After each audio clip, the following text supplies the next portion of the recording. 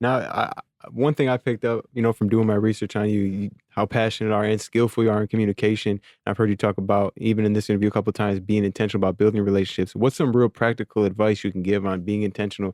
And those 30 phone calls a day, what do those look like? Listen, I've had folks try to do that challenge, and then they're just like, "Yo, I don't even know what to talk about." Yeah, yeah. It was just like, "Yo, what's up?" I You know a know what lot I of mean? viewers at home are probably the Yeah, same. yeah. So here's what I would say. I'm actually I'm working with I'm working right now on a book because Fire. like yes, I definitely did all the producer videos, etc. And so I believe that it's important for us as we learn, it includes y'all, as you learn to leave a trail of knowledge so that somebody that creates a runway for somebody else to take off, right?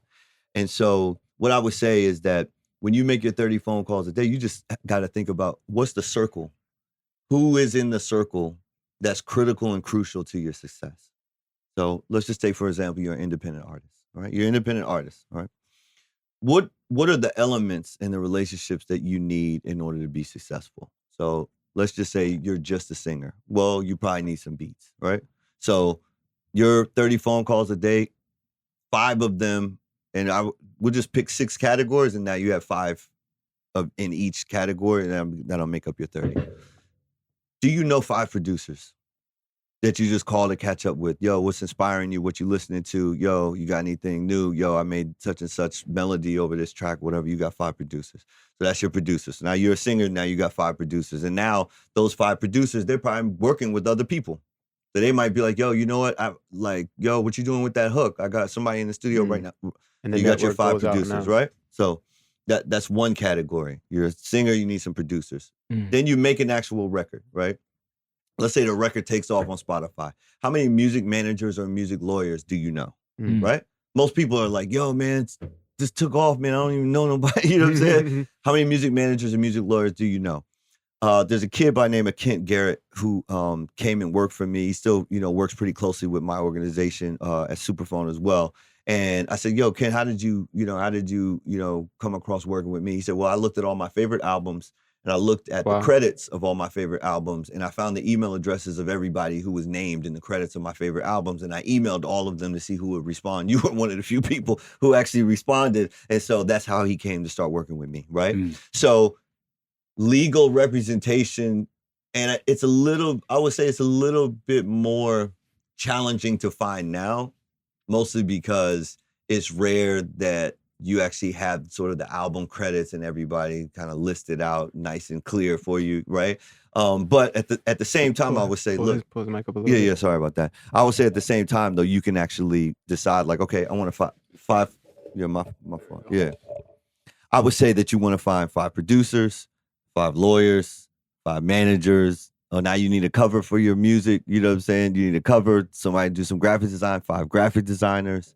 So when you have a single that needs to come out tomorrow, and your first graphic designer can't do it, you got 2, 3, 4, 5, right? 5 graphic designers, and then maybe you don't want to just do graphic covers. You want to have some dope photographs, so 5 photographers. And maybe now it's time to actually do that video. So you need 5 videographers. Those might be the photographers, but that might be the videographers. And then now that you got your video, you want to make sure it's on the actual blog. So how many journalists do you know? Or how many PR people do you know? Because sometimes PR people, they actually want to charge you. So maybe the journalists, they might just mess with your music. So they'll put it. And so the beauty of building those relationships, and I'll tell you right now, I had a Forbes article that was written about Superphone, and it was with a friend of mine by the name of Julian Mitchell, and so the beauty is that, like, that interview didn't happen because I had a publicist. It happened because I had a relationship with the journalist.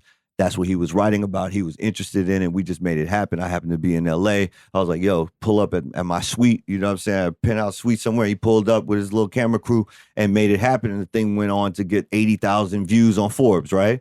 And that's a lot of views for a Forbes article, right? Because we're not talking about like a Justin Bieber video here. We're talking about literally a Forbes article, right? 88,000 views, right? And so I would say that, being intentional means knowing, you have to know who's going to be critical and crucial to your success so that you could be intentional about building a relationship with them. And I would say that, look, it's a rare human being that actually has that circle of fives mastered. I will say this. You find a human being that has that circle of fives mastered, and you're going to find a very, very successful, well-connected human being. And normally, successful and well-connected are connected. They're correlated. You know what I mean? They're correlated. Mm-hmm. So that's what I would say is like, look, if you have to make 30 phone calls a day, like sometimes they might have to be cold calls. You know what I'm saying? They might have to be like, okay, I can't get to the 30 phone calls because I need to jump into some direct messages, or, you know what I'm saying? Send out some emails or whatever it is. Or I need to show up at some events and get some phone numbers. Yeah. You know what I'm saying? But, or you could just start looking through the phone numbers that you actually connected, that you already have in your phone, and just ask for an introduction. Mm. People, listen, for me, if it was easy for everybody to be swole, then everybody would be swole. You know what I mean? Yeah. Like, is the number of fitness Instagram pictures and goals and hashtag and everything, if it was easy, people would do it. It actually is easy. It actually is easy. You just got to get up. You just got to get up and go to the gym every day. You got to get up and run. Even if you just ran 30 minutes every day, right? For whatever reason, maybe we just in a time where we're comfortable, and I'm just never, I do have a great deal of comforts in my life, but I still just have a great also deal of just appreciation for, what a time to be alive right now. You know what I mean? And so there's more to get, so just go get it. You know what I mean? There's a greater place that all of us can actually get to, whether it's in our music, whether it's in professionally, personally, in our relationships, etc. But that's the advice I would have, is just pick that circle of fives. You know what I'm saying? If you're a personal trainer, who are your 5 greatest clients, and go ask them for referrals. This is all actually any great salesperson is going to tell you this as well. You know what I mean? Zig Ziglar. Yeah, straight up. Yeah. What are some communication turnoffs for you? Man, there's got to be a value exchange. There always has to be a value exchange. Somebody's just calling me to just call me for what? They would, I've actually had people call me up, yo, can you pay my student loans? Wow. Whoa. And, maybe there's a great reason. But for me, if I'm like, if you're actually capable of working, like, you should go make your money and allocate some of that money to your student loans. That's an investment you made in yourself, right? You know what I mean? And so, like, for me, it's about a value exchange. You want to make sure. I think that any conversation is only as valuable as the knowledge that's exchanged in the conversation. So, to make this make sense, I always have to bring it back to romance. All right. So let's just say someone's just calling. This is a girl, or if you ladies out there that's listening, is a guy you like, and you're on the phone with them, and they just not saying anything you want to hear, then the conversation starts not really being that valuable. You know what I'm saying? So you want somebody to be like, oh, let's go to dinner, or let's hang out. Let's watch XYZ film. You want conversations to lead to some outcome that you desire, right? And so I also believe that, and it's kind of funny when you put it in the context of like romantic relationships, the amount of time that people spend investing in romantic relationships, and then something goes wrong, you literally never talk to that person again. Like, you intentionally don't talk to that person again, is crazy when you think about all of the time that you could have been investing in maybe not romantic relationships, platonic relationships that could still be alive and rocking for you, you know what I'm saying, and working lucrative for you. Yeah, you know what I'm saying? And so, like, look, I'm not trying to discourage anybody. Obviously, I'm not married, so I'm not trying to discourage anyone from, investing their time and, procreating and having a wife and kids and all that other stuff. But I will say this, like, raising a kid is a lot more fun when you have less to worry about in terms of bills and, restrictions. Oh, my kid wants to be in this sports club or go on this trip, or, I'm not really, I don't know necessarily if I'm going to, let my kids like run me to the mall and buy them a bunch of clothes and whatever. But in terms of experiences, I know that even my parents in the Salvation Army, and they still serve in the Salvation Army, they just made sure, like, Ryan had experiences, he traveled abroad. He took karate lessons. He went to private schools, but then we took him to the Boys and Girls Club so he can get his just totally get just swept up on the basketball court. You know what I mean? and scrapped, straight up. You know what I mean? And so like that's really the wealth. That's really the wealth that I would want no one to be deprived of is just having the means to provide experiences on that level. The beauty, though, once again, is that the right relationships can create those experiences where you don't even have to pay for them. You don't even have to pay for them, and that's one of the pieces of the puzzle, man. Like going to Harvard or going to a private school and being able to go to so and so's house because he's a vice president of this bank. It doesn't cost any money to go and do that and be there.